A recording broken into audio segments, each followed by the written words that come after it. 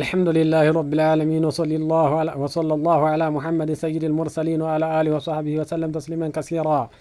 فإن معنى لا إله إلا الله يبينها قوله تعالى لا إله إلا الله نكترقم يا الله سبحانه وتعالى نقر أبرارات لقلسات المالتنو. وهو الله جل وعلا يقول في كتابه المكنون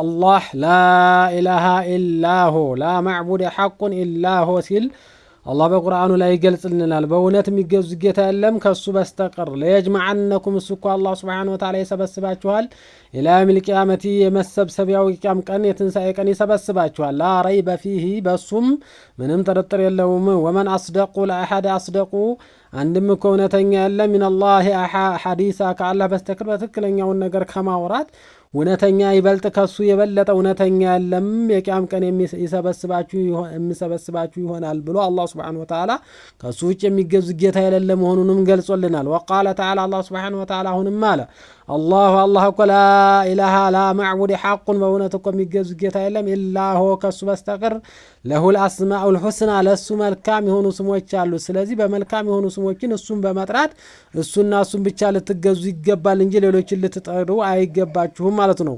وقال تعالى الله Subhanahu Wa Ta'ala አሁንም አለ وهو الله እኮ ያ ነው لا إله لا معبود حق በእውነት የሚገዙ ጌታ የለም إلا هو ከሱ በስተቀር له الحمد ምስጋናም ለሱና ለሱ ብቻ ነው። في الضراء والسراء በችግርም በመከራም በተመቻችሁም ጊዜ ልታመሰግኑት የሚገባው እሱም ብቻ ነው። في الأولى ከመጀመሪያም والآخرة በመጨረሻም የምታመሰግኑት የሚገባችሁ እሱና እሱም ብቻ ነው። وأخبر أنه بعث رسوله بهذه الشهادة رسولنا نبي محمد صلى الله عليه وسلم يهون ሌሎቹንም ሁሉንም ረሱሎች በዚች በሸሃደተ لا إله إلا الله የላከ መሆኑንም ነግሮናል። فقال جميعهم ሁላቸውንም فقال አለን الله سبحانه وتعالى በተከበረው ቁርአን ውስጥ وما أرسلنا من قبلك كانت በስተፊት የነበሩትንም እኮ አንድን መላእክተኛ አላክንም የረሱልን ከመላእክተኛ إلا نوحي إليه ወደሱ እኮ ያወረንለት ቢሆን እንጂ أنه ነገሩ لا إله لا معبود حق إلا أنا ከኔ በስተቀር የሚገዙ ጌታ የለም ብዬ አወረድኩላቸው ቢሆን እንጂ ለማ እንዲሁ የላኩት የለም ማለት ነው። فاعبدوني ስለዚህ እኔንና እኔን ብቻ ተገዙኛል አላህ Subhanahu Wa Ta'ala።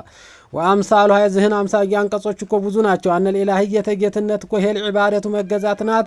فإن الإله إله ማለት هو المألوه الذي تألوه قلوب ቀልብ እኮ የምትገዛው የምትተናነስለት محبة وتعظيما በማላቅና በመውደድ ዒባዳ ስትባል ይችናትና መገዛትና መተናነስ ተዘሉለ ወخضوع መተናነስና ዝቅ ማለት የሚገባል ለአላህና ለአላህ ብቻ መሆኑን ነው። ተወኩለ መመካትም ካለብን በሱ ብቻ ወረግበተን በመፈለግ ሚለህ ወደሱ ወረህበተን በመፍራትም خوفን ወረጃ በመከጀልና በመተናነስ ሆነን አላህ Subhanahu Wa Ta'ala መገዛት እንዳለብን እነዚህ ቁርአን አንቀጾች የሚገልጹልን ሲሆኑ ለወደፊቱ ደግሞ ሌሎችንም የቁርአን አንቀጾች እያብራራን የምንመለከት ይሆናል ኢንሻአላህ። ካነ ወአኺሩ ዳዕዋና አልሐምዱሊላሂ ረቢል ዓለሚን ወሰለላሁ ወሰለም ዐላ ኸልቂና ሙሐመድ ወዐላ አሊሂ ወሰህቢሂ አጅመዒን።